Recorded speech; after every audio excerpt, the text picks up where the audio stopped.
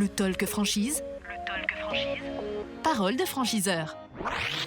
Le Talk Franchise, effectivement, 3e jour de ce salon en direct de Franchise Expo Paris 2022. Nous sommes au parc des expositions de Paris, porte de Versailles. Si vous souhaitez d'ailleurs nous y rejoindre, n'hésitez pas, c'est le stand X40. On va retrouver David Roel qui nous a rejoint. Il est le développeur franchise de Cave à Vin. Bonjour. Bonjour. Merci d'être avec nous à ce micro. Alors, Cave à Vin, bon, comme son nom l'indique, on a compris à peu près ce que c'était, mais... C'est assez efficace, effectivement, comme nom. Ça marche bien.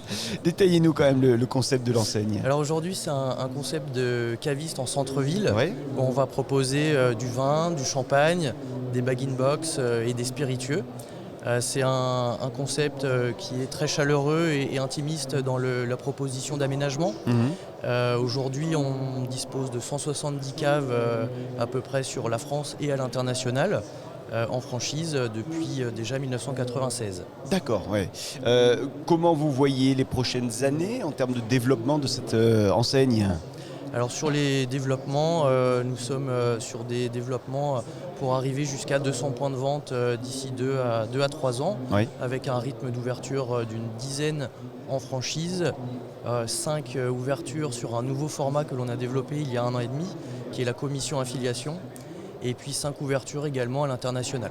La commission affiliation, c'est quoi exactement ? Alors la commission affiliation, c'est un système qui est différent de la franchise, où l'enseigne va mettre à disposition du stock qui n'est pas acheté par l'affilié, et on va faire un dépôt-vente sur les produits dans le magasin. D'accord.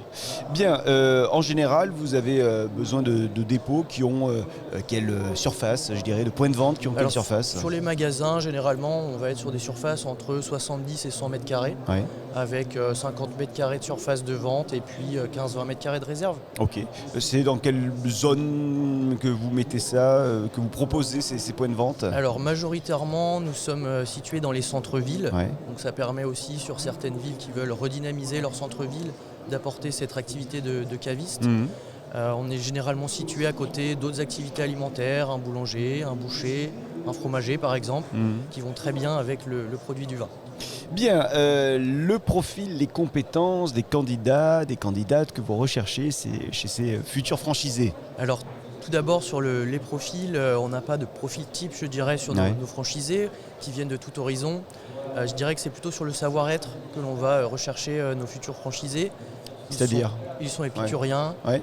ils ont la fibre de commerçant, ils vont savoir fidéliser leur clientèle et développer leur commerce. Bien.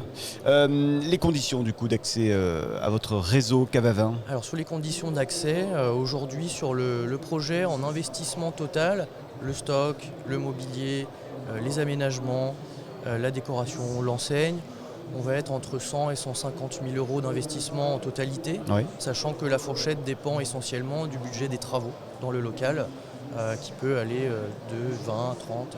Donc 100, 150 000 euros, ça veut dire qu'il faut arriver avec un apport de 30, 40 ? Entre 30 et 50 000 euros d'apport personnel, c'est le budget. Et en commission affiliation, vu qu'il n'y a pas le stock à régler, les investissements vont être moindres et l'apport personnel, à partir de 20 000 euros, un candidat peut envisager un projet chez Cave à Vin. Il y a une formation également qui est proposée ? Alors on forme les futurs franchisés, les futurs affiliés sur plusieurs éléments, notamment la partie vin et géoviticulture, qui est quand même le cœur de métier sur le métier de caviste.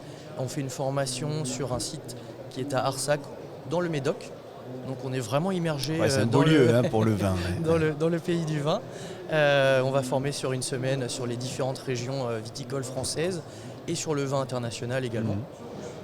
Et on va proposer une 2e semaine de formation sur le métier de caviste et de gestion d'une cave, avec des formations sur le marketing, les logiciels informatiques, l'accueil des clients, également sur les spiritueux.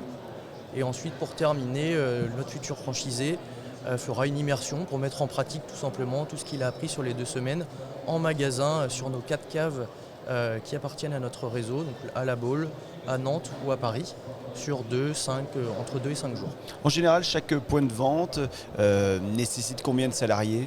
Alors aujourd'hui, les franchisés sont majoritairement seuls au démarrage, et on a des franchisés en fonction du développement de l'activité qui vont recruter 1 personne, 2 personnes, peut-être jusqu'à 3 personnes sur le recrutement des franchisés. Mais on peut démarrer l'activité de manière autonome, je dirais. Autonome, exactement.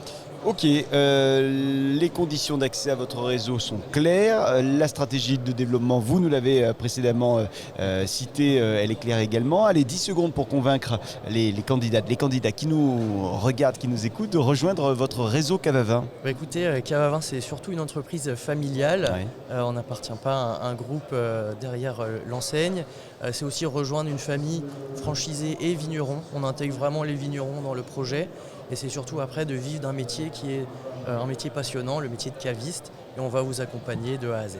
Cavavin, David Roel, développeur franchise pour Cavavin. Merci d'être venu à ce micro. Merci. Merci à vous de nous suivre, le talkfranchise.fr pour nous regarder, pour nous écouter également. Pareil, cdimedia.com pour aller nous regarder et nous écouter. Et puis l'ensemble des réseaux sociaux du Talk Franchise. A tout de suite avec un nouvel invité à ce micro. Le Talk Franchise. Parole de franchiseur.